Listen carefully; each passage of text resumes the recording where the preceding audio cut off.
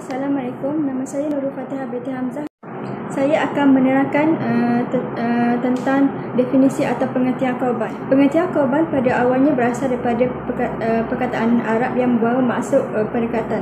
Dalam Kamus Dewan 2007, korban bermaksud amalan mendekatkan diri kepada Allah dengan menyembelih binatang ternakan, iaitu lembu, kambing, kerbau dan lain-lain. Pada 10 Zulhijjah atau 3 hari selepas hari Tasyrik, dengan mengagikan sebahagian daripada daging itu kepada fakir miskin. Dalam bahasa Arab pula, ibadah korban itu lebih masyhur dengan perkataan udiyah yang membawa maksud pengorbanan.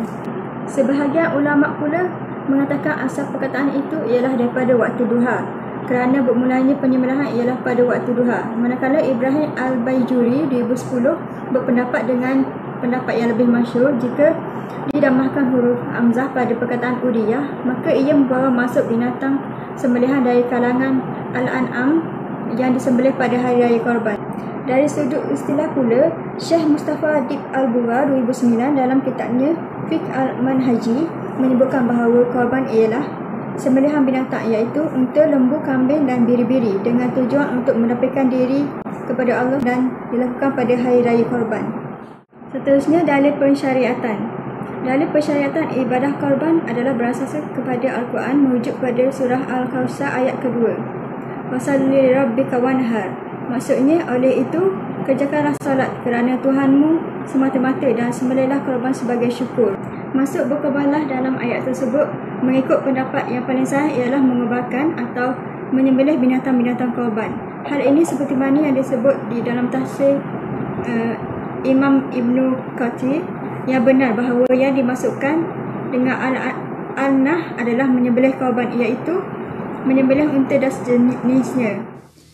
Manakala dalil pensyariatan berasaskan sunnah, antaranya ialah daripada Aisyah radhiyallahu anha, katanya sabda Rasulullah SAW yang bersabda, tidak ada satu amalan anak Adam di hari-hari Nahar, iaitu hari raya Aidil Adha, yang paling Allah sukai selain daripada menumpahkan darah atau sembelih binatang korban, kerana ia binatang korban itu akan datang di hari kiamat nanti dengan tanduk dan kukunya dan bulu-bulunya sebagai saksi ke atas ibadah korban tuannya. Dan sesungguhnya darah atau binatang korban itu akan tumpah di sisi Allah di suatu tempat sebelum tumpah ke bumi. Oleh itu, pilihlah olehmu binatang terbaik atau paling menarik untuk dikorbankan. Hadis riwayat At-Tirmizi dan dianggap sebagai hadis hasan gharib. Pengurusan ibadah korban berdasarkan 4 mazhab adalah satu cara yang mana ia menyusun langkah-langkah yang perlu dilakukan oleh umat Islam semasa melaksanakan ibadah korban. Walau bagaimanapun, setiap ulama mempunyai cara yang berbeza-beza dalam menyusun atau mengatur cara yang tepat dalam melaksanakan ibadah tersebut. Namun, terdapat beberapa isu yang akan dibahaskan berkaitan dengan ibadah korban. Syarat-syarat yang terdapat dalam ibadah korban, iaitu yang pertama ialah syarat sah korban, ialah seseorang itu mampu melaksanakan ibadah korban dan tidak dituntut bagi sesiapa yang tidak berkemampuan untuk melaksanakan ibadah korban pada hari raya Aidil Adha pada hari Tasyrik, iaitu 11, 12, 13 Zulhijjah. Syarat mukallaf untuk seseorang melakukan ibadah korban ialah beragama Islam, merdeka akil baligh, bermukim dan berkemampuan. Kedua ialah syarat binatang sembelihan. Menurut ijma' ulama', binatang yang harus dijadikan sembelihan korban ialah di kalangan binatang ternakan Al-An'am seperti unta, lembu, kambing dan yang seumpama dengannya, seperti firman Allah dalam surah Al-Ahzab ayat 34 yang bermaksud, dan bagi tiap-tiap umat kami syariatkan ibadat menyembelih korban atau lain-lainnya supaya mereka menyebut nama Allah sebagai bersyukur akan pengurniannya kepada mereka. Binatang-binatang ternak yang disembelih itu binatang yang akan dijadikan korban hendaklah daripada binatang yang tiada aib atau cacat seperti buta, sangat kurus, sakit, terpotong telinga atau ekor dan sebagainya. Usia binatang sembelihan korban yang dibenarkan adalah berbeza mengikut jenis binatang. Untuk seekor unta, ia disyaratkan telah berumur 5 tahun yang hendak masuk ke 6 tahun. Manakala kambing dan lembu pula diisyaratkan telah berusia 2 tahun dan masuk ke umur 3 tahun. Kibas atau biri-biri disyaratkan umurnya setahun, yang telah memasuki umur 2 tahun ataupun sudah bersalin gigi hadapan walaupun belum cukup umur setahun tetapi sudah melebihi 6 bulan. Berkaitan dengan daging korban, para ulama bersepakat mengatakan bahawa seekor kambing atau kibas tidak termasuk di kalangan binatang yang boleh dibahagikan dagingnya kepada beberapa bahagian, iaitu hanya mencukupi sebagai korban untuk satu bahagian sahaja. Manakala seekor unta atau lembu pada mula mencukupi untuk menjadi korban bagi 7 orang. Perkara ini berdasarkan hadis Jabir yang bermaksud, kami berkorban bersama Rasulullah SAW semasa di Hudaibiyah dengan seekor unta atau seekor lembu untuk 7 orang. Diriwayatkan oleh jamaah. Nama saya Nur Farhana binti Mazin.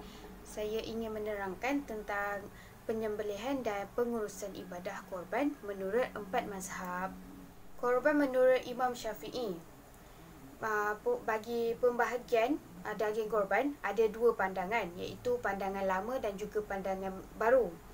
Bagi pandangan lama, separuh daripada bahagian daging boleh dimakan dan separuh bahagian lagi diberikan pada fakir miskin. Bagi pandangan yang baru pula, mengharuskan orang yang berkorban untuk makan 1/3 bahagian, wajib disedekahkan sebahagian walaupun sedikit. Harus diberikan daging korban kepada orang-orang kaya mengikut pandangan mazhab Syafi'i sebagai hadiah. Orang yang berkorban sunat boleh menyedekahkan kulit binatang. Orang yang berkorban dan ahli keluarganya yang berniat nazar ataupun korban wajib tidak harus dimakan dagingnya. Korban sunat adalah harus, bahkan digalakkan kepada orang yang berkorban untuk memakan daging korbannya mengikut mazhab Syafi'i. Pembahagian daging korban mengikut Imam Maliki. Tiada pembahagian daging dalam ibadah korban bersandarkan kepada hadis-hadis Nabi.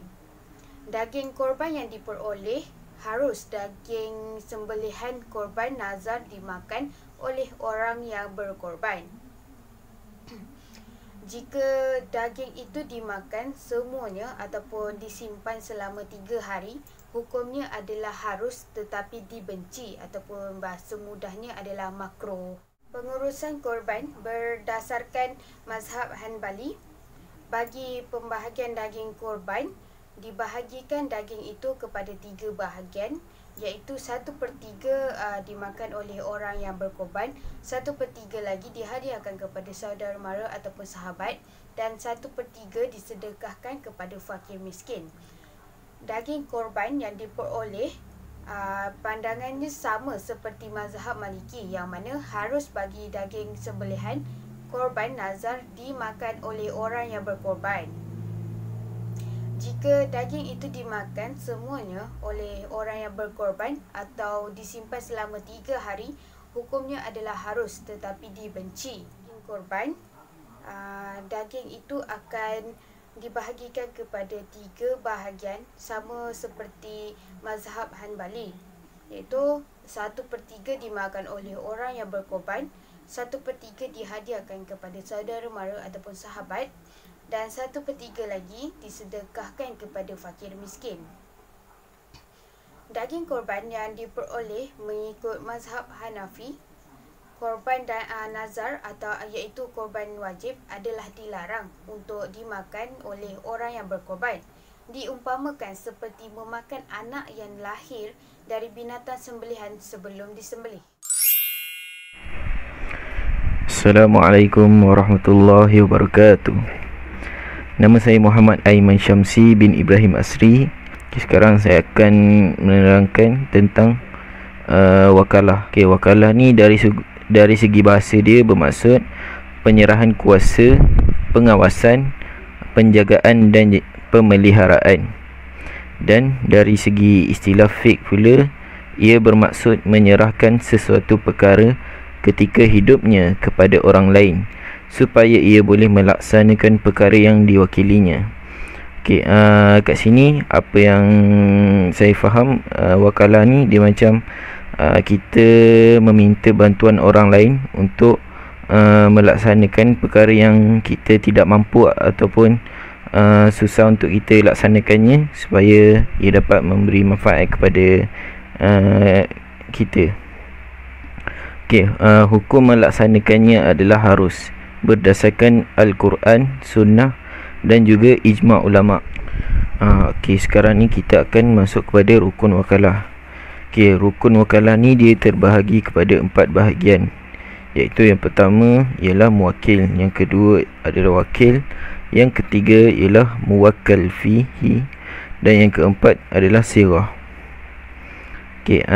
Apa yang dimaksudkan dengan muwakil? Muwakil ni adalah orang yang berwakil dalam melaksanakan ibadah korban tersebut. Maksudnya orang yang meminta orang lain menjadi wakil, orang itu dikenali sebagai muwakil. Kemudian wakil ataupun dikenali sebagai muwakkal adalah orang yang dijadikan sebagai wakil untuk melaksanakan korban itu. Seterusnya adalah muwakkal fi, iaitu yang bermaksud sesuatu yang diwakilkan atau perkara yang dihajati kepada wakil untuk dilaksanakannya. Maksudnya perkara yang dihasratnya kepada wakil. Kemudian yang terakhir adalah sirah, iaitu berlakunya ijab dan qabul sebelum wakil melaksanakan ibadah korban tersebut. Seterusnya kita akan pergi kepada bahagian hukum upah bagi wakil.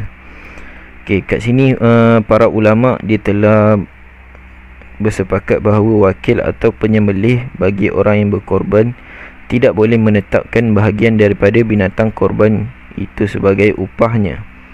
Jika hendak memberi upah, hendaklah ia menggunakan peruntukan lain selain daripada daging korban tersebut. Pernyataan ini adalah berdasarkan hadis Nabi yang diriwayatkan oleh Muslim, iaitu Sayyidina Ali radhiyallahu anhu pernah berkata, Nabi SAW pernah menyuruhku menyempurnakan seekor unta milik baginda, kemudian menyedekahkan daging, kulit dan apa yang menutupi belakang unta-unta itu, seperti pelana dan seumpamanya, serta aku juga tidak memberi apa pun kepada tukang sembelih tersebut. Dia berkata, kami memberinya dengan harta kami sendiri. Maksudnya kat sini kalau nak memberi upah, hendaklah daripada daging yang selain daripada daging korban tu. Maksudnya bukan daripada daging yang digunakan untuk korban. Seterusnya kita akan pergi kepada kaedah wakalah dalam ibadah korban. Kaedah wakalah ni dia ada 3 bahagian, iaitu yang pertama wakalah dari segi penyerahan binatang, yang kedua wakalah dari segi penyerahan wang, dan juga yang ketiga wakalah dari segi upah. Untuk bahagian wakalah dari segi penyerahan binatang, ia adalah perlu kepada penyataan yang jelas yang berlaku dalam sirah antara orang yang berkorban dengan wakil tersebut supaya dapat memenuhi rukun wakalah. Maksudnya dia punya lafaz dia mestilah jelas antara kedua pihak supaya kedua-duanya memahaminya dengan baik. Seterusnya adalah wakalah dari segi penyerahan wang. Wakalah dari segi penyerahan wang ni adalah orang yang berkorban menyerahkan sejumlah wang yang sama nilai dengan binatang yang akan dikorbankan kepada wakil. Maksudnya orang yang ingin berkorban tu dia akan bagi sejumlah wang yang berkaitan dengan harga binatang korban itu. Kemudian wakil ni dia akan uruskan daripada segi korban dan sebagainya sampai habis proses tersebut. Kemudian wakalah dari segi upah. Wakalah dari segi upah ni dikenali sebagai wakalah bi al-ayr. Ia adalah konsep yang mana hukumnya akan bertukar kepada ijarah, iaitu jual beli. Untuk bahagian terakhir adalah wakalah dalam ibadah korban. Pada asal dia wakalah dalam ibadah korban ni digalakkan untuk orang yang ingin melakukan korban itu sendiri dia kena menyembelih binatang korbannya. Sebab ianya dia punya pahala sama seperti ibadah-ibadah yang lain, yang mana tujuan untuk mendekatkan diri kepada Allah Subhanahu Wa Taala. Namun ia tidak menjadi kesalahan sekiranya seseorang yang ingin melakukan korban itu meminta orang lain untuk menyembelih binatang tersebut untuk dirinya, sebab para ulama telah berpendapat bahawa hukum berwakilkan orang lain untuk membeli atau menyembelih binatang korbannya adalah harus. Okey, untuk yang paling terakhir sekali ialah kesimpulan.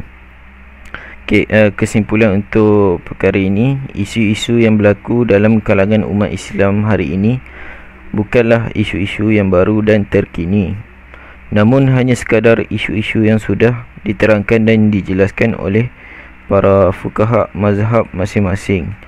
Isu-isu ini bermain dalam kalangan umat Islam dan media sosial kerana kurangnya kefahaman dan pengetahuan tentang ibadah korban ini. Semua pihak yang terlibat dalam pelaksanaan program ibadah korban ini memikul amanah yang besar untuk memastikan setiap sudut pelaksanaan ibadah ini disempurnakan menurut hukum syarak dan adab Islam yang sangat indah.